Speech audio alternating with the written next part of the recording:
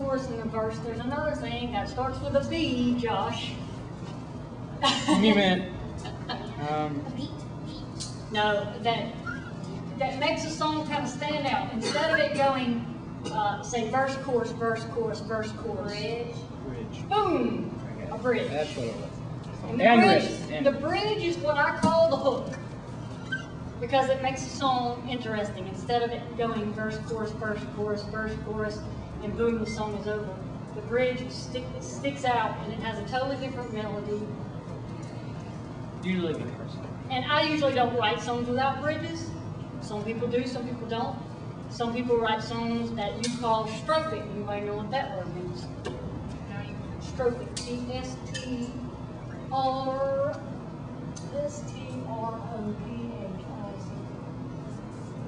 Oh, I thought you were saying stroking. No, strophic.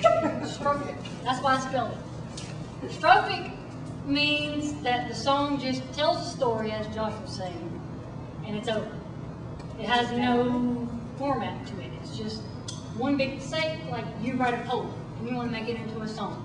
You want to tell a story in your poem.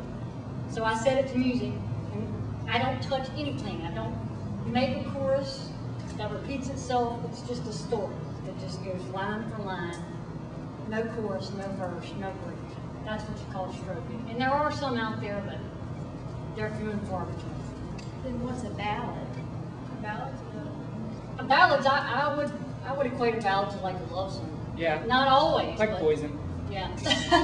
Poison. Well, ballads tell stories as well, but they usually have some kind of theme. They usually have a verse, which is like it tells a story and it has some kind of a theme, which is usually a love story. Yeah, like every rose has its thorn. I took some notes from the internet about songwriting. There's a whole lot of information on the internet about songwriting in general. But just so you know, I will be ordering some books that we will have. If anybody's interested in reading them or checking them out, you will enjoy it. But songwriting is unique to the person that writes the song. Okay? No, I cannot stand here and tell you how to write a song.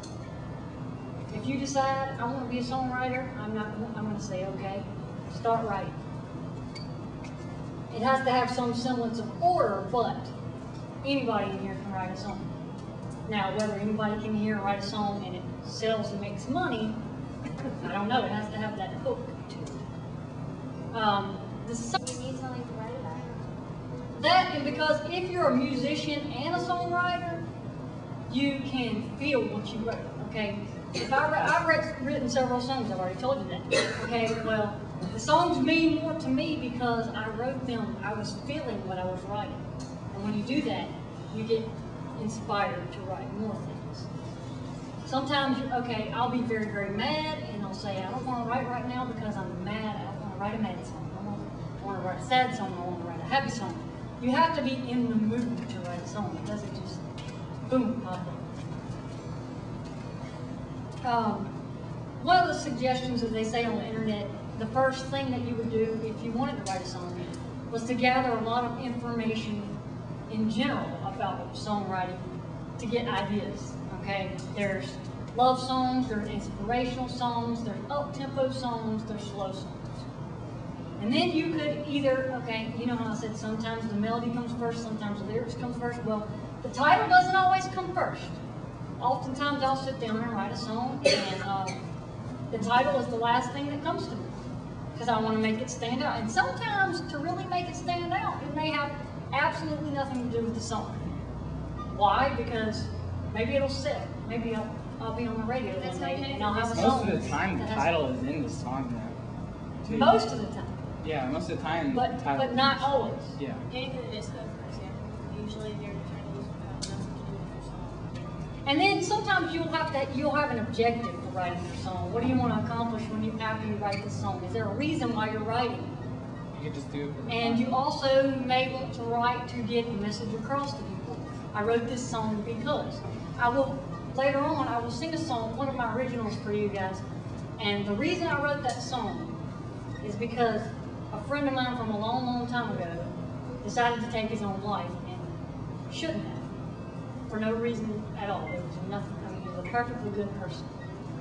And that's where that song came from. It came straight from my heart. And when I play it with feeling because I think of that person every time I play it. And then last, what I was kind of talking about just now is that you want to feel emotion when you write. You don't want to just write something on a piece of paper and it just be on the piece of paper. Boom, there's my lyrics. Okay, what does this mean to you?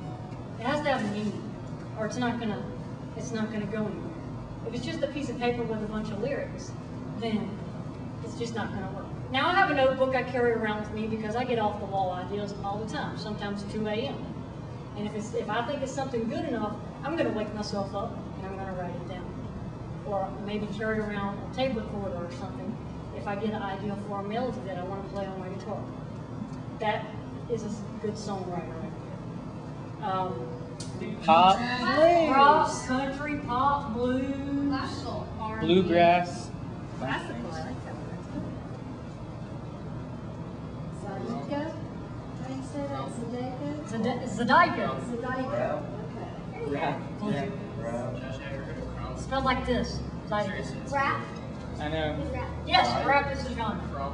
And in that book, in that songwriting book, covers multiple genres. And funny story is that I was flipping through it and I found where I left my bookmark.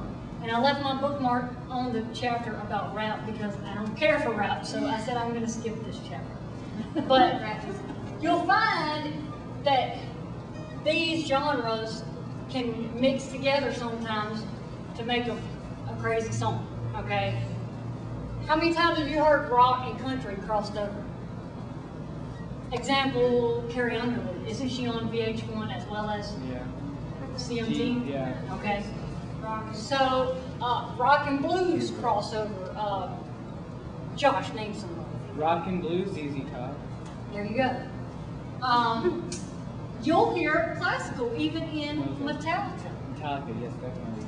So if you listen, you can hear Dream On, Aerosmith. different genres of music. And if you are a particular fan of a certain band, then they will probably tell you we are influenced by such and such a band that plays such and such a kind of music. But they can cross over, so the ideas that are in your head as a songwriter are endless because you can write something. Okay, I said to myself, you know, I think I want to write a blues song.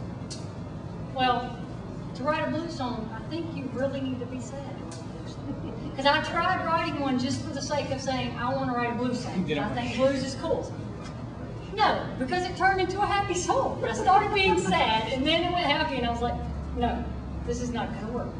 Sometimes it just doesn't work. You can't just say, I got to write this kind of song. I got to do it. It just turns out to be, somebody could take my songs,